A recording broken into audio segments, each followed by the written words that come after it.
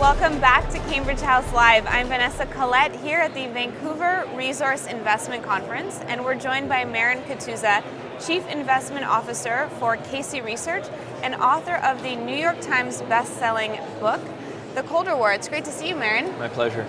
Now, Marin, a lot of people didn't expect to see this steep decline in the oil price. Was this something that took you by surprise? No, we wrote about it in the back of the book about, we're in a deflationary market for the resources and what happens at that. In the near term, the US dollar will stay strong. By definition, the resources will get weaker. But remember, the Cold War is a multi-decade theory I have. Just like the first Cold War took many decades, it's really a race for resources for future security for the emerging markets, especially China feeding the dragon. What did shock me was how quickly it dropped from $80 to $45. We thought it'd take a bit longer, but boy, was that a violent drop. So it doesn't change the primary thesis of your book? No, not at all, because if you look what's going on, if you look at the sanctions, the drop in oil price, people have to remember, a lot of people are like, oh, Putin's days are over. It's not, because the ruble has dropped. If the ruble stayed strong and the oil's dropped, then Russia would suffer from the Dutch disease. They are not suffering from it. America is actually suffering from the Dutch disease. So we move forward, the sanctions, the drop in oil, what that's really doing is pushing the fast forward button between the alignment of the emerging markets, the deals between Russia and China moving forward in non-US dollars. They're doing the currency swap, so you'll see more deals between the two. So just for viewers watching who may have not read the book, what's the basic thesis of the book? Essentially, you look at Putin's become the leader of Russia, and what he's trying to do is bring Russia to its prior glory, and it's working in conjunction with the emerging markets such as China, working in concert against the Western interests led by America. So it's the emerging markets trying to increase their standard of living. Great countries, and he's really trying to emulate Peter the Great. I guess this is his hero? Definitely. In the old lore, in the Russian government, whoever's the leader, you hang up the picture. When he was in politics early on, when he got in 92, 93, he never put up Yeltsin's photo. He put up the photo of Peter the Great, so when he was in St. Petersburg. So he looks at himself as an icon for the people. He believes this is his life's mission. Right, and as we saw with Peter the Great, there were different strategies that he used to bring Russia kind of into the future, and he did that in a way where he kind of had to be a bit tyrannical, and I guess, is that how Putin sees himself as well? I think Putin will do, first of all, the Western media has really painted Putin in the wrong light. You ask the average American or Western European who Putin is, they'll call him Putin the Bully or, an aggressor. Putin's going to do what's in the best interest of Russia, in his vision of Russia. And he won't stop unless he's taken out of power. But he's surrounded himself and he's positioned himself, and Russia's on the Putin trajectory. And the West has really been dealing with it in the wrong way. Now, would it be so bad if this buffer zone that Russia has didn't exist? Because really, Napoleon and Hitler both tried and failed, to conquer Russia's resources. If you didn't have this buffer zone, would Russia really be that much at risk? You see, the turning point of World War II was Stalingrad, and that was a 1,100-mile difference, equivalent to New York to Florida. And Hitler was going after the oil, as you were stating, and also the breadbasket of the Soviet Union, which was Ukraine. But it's NATO's worried about the Soviet expansion for that buffer ground, whereas they're trying to get Ukraine into the EU. And Putin won't stand for that. Right. And, will NATO expand towards Kazakhstan? Putin wants there to be that buffer zone. It's NATO's expansion that wants to get rid of the buffer zone. Right. So, unfortunately, the victims of it will be the people who are stuck within that buffer zone.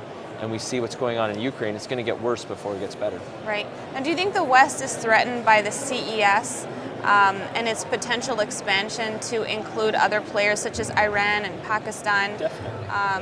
And you look at the real risk to the Americans is the threat and the risk of the petrodollar. And a lot of people have this believe that it could never happen. Right. If the petrodollar crashes, or the demise of the petrodollar, especially when the US dollar is so strong now, people aren't even thinking of it. It is a serious risk, and it is the greatest risk to the American way of life. Now, if the petrodollar were to end, how would that happen?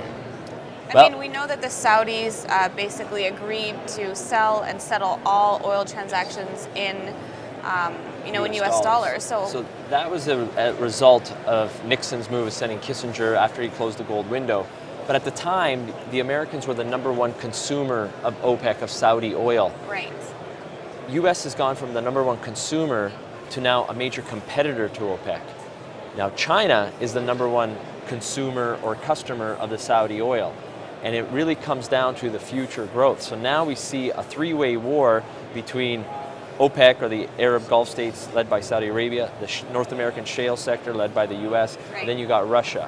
So the real question here is, what's China going to do? Right. And what China's really doing is going to play all three off. They're really working with Russia. So they want to diversify themselves off the dependence of the high-risk Middle Eastern oil.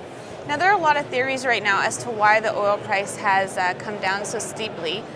What's your theory? I think it comes down to basic supply and demand. A lot of people love to make this thing that Saudi is going after Russia, or they're going after the US. There's one person controlling it all. Yeah, there's not one guy, the Wizard of Oz, that's controlling the oil market. It comes down to supply and demand. And the fact of the matter is shale works, it's real, and it's here to stay. Right. And it's caused a surplus, so there's more supply than there is demand. Now that's going to change, but until it does, we're going to be in that low oil environment. How long do you think the oil prices will stay these levels? I think we're going to see here for at least another 6 months. Then I'd like to see how the debt rollovers in the U.S. shale sector work. And then at that point, by mid-2015, when the hedges unwind, looking at the future contracts, if there's no growth or stimulus in the emerging markets, then we'll still have a glut of oil. But if there's increased demand, but I think for another 6 months at least.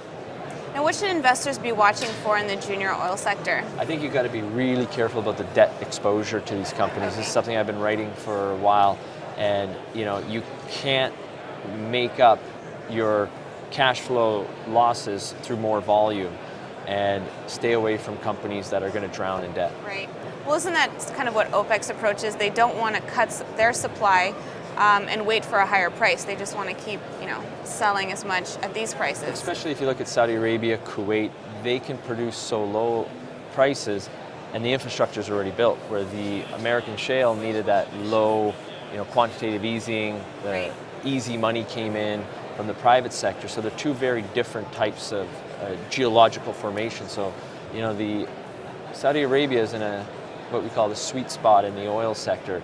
But at the end of the day, they still have a budget, they still have to meet social demands. And Saudi Arabia could be the black swan that no one's talking about, where you have, in Saudi Arabia on the eastern side, the majority of the people on that eastern portion are Shias. If there's a revolution there, the Hormuz Strait shuts down, there's a lot of black swans available. Well, speaking of black swans and flashpoints, could the US and Russia go to war over what's been happening in Ukraine? Well, you see, the US have already funded NATO to increase their soldiers and weapons in the Baltics. Will they go to a direct war? No, but will the proxy war? Will the secession war in eastern Ukraine increase? Yes. Right. Now, I want to know what you're doing with your money right now as we wrap up. What I'm doing with our hedge funds money and our subscribers, what I'm recommending is picking the best management teams who are heavily invested in themselves, and trying to get exposure to the warrants. And if you can participate in private placements with a full 5-year warrant, if you're looking for open market buys, you want to stick to the lowest cost producers that don't have the permitting hurdles, the capex hurdles, and the time hurdles. So you want to be and liquid deals. Great. Now, where can viewers follow you more? Are you on KC Research and correct. Your book's available on Amazon? Yeah, and every bookstore in Canada. So. Excellent. Great. Thank you so much for joining us today, Marin. My pleasure.